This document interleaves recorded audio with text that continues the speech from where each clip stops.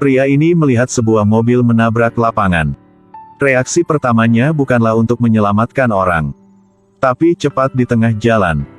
Mengeluarkan tang, buru-buru mencabut paku di jalan keluar. Betul sekali, dia yang melempar paku ke jalan.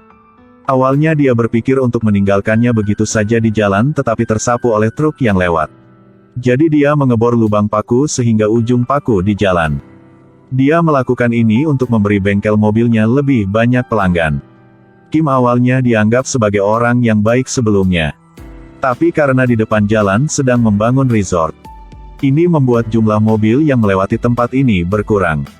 Ini secara langsung mempengaruhi pendapatan bengkel mobil. Hari itu, dia dan istrinya sedang duduk di depan pintu untuk makan nasi. Tiba-tiba ada truk yang lewat menyebabkan angin dan debu bertiup.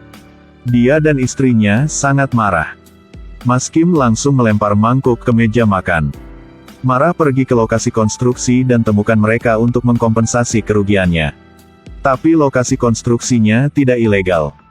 Jelas tidak setuju untuk memberikan kompensasi kepadanya. Dia ingin bertemu bos untuk berbicara tetapi juga dicegah. Sambil menyeret satu sama lain, dia secara tidak sengaja menabrak putri bos. Manajer sangat marah dan membawanya ke kantor polisi. Pada akhirnya, dia tidak mendapatkan satu koin pun tapi bahkan dimarahi oleh polisi. Dia kembali dari kantor polisi dengan wajah yang hilang jiwa. Pada saat ini, ia menemukan bahwa ada mobil mogok di sisi jalan. Karena kebiasaan profesionalnya, dia hendak pergi ke depan untuk memeriksa.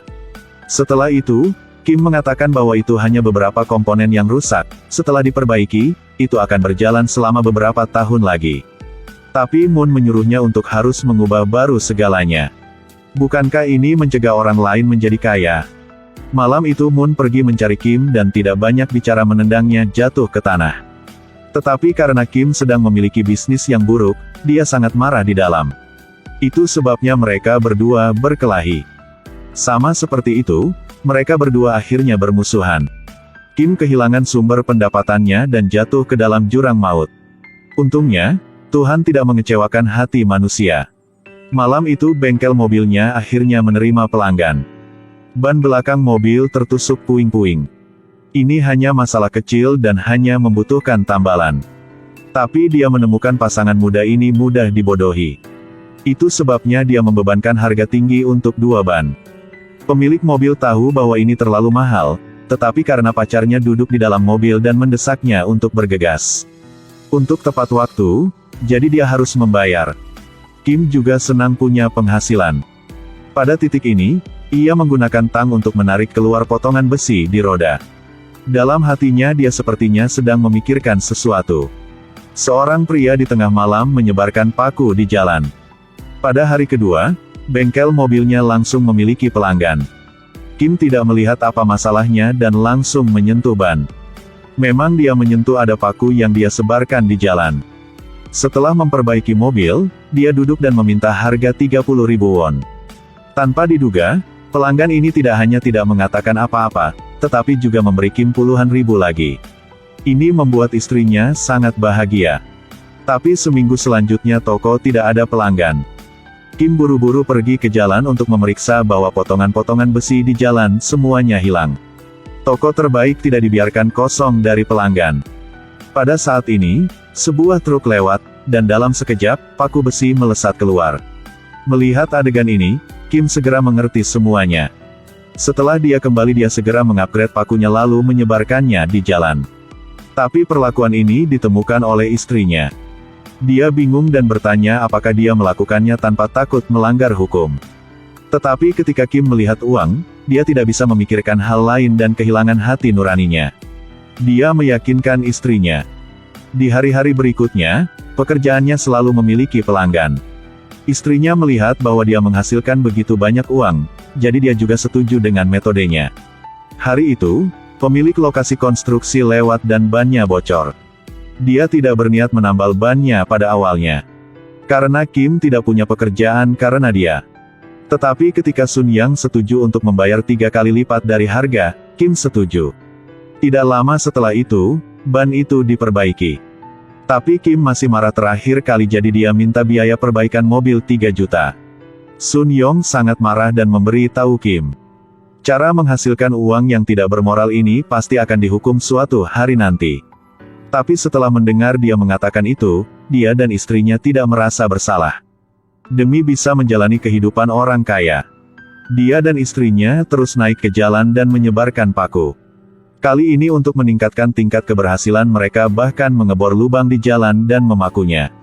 Tinggalkan saja ujung kuku seperti ini dan bisnis akan lebih baik. Setelah punya uang, dia pergi belanja gila. Hutang keluarga juga telah lunas. Tapi tidak lama setelah itu, putri Sun Yong diculik.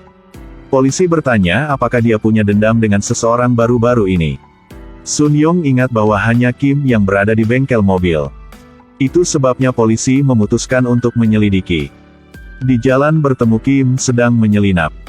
Polisi menemukannya mencurigakan, jadi mereka membawanya pulang. Setelah diinterogasi, polisi tidak menemukan sesuatu yang mencurigakan. Jadi mereka bisa membiarkannya pergi tetapi polisi masih merasa ada yang salah dengannya. Tahu bahwa dia bermusuhan dengan bengkel mobil tetangga. Itu sebabnya mereka membiarkan Moon memantau Kim.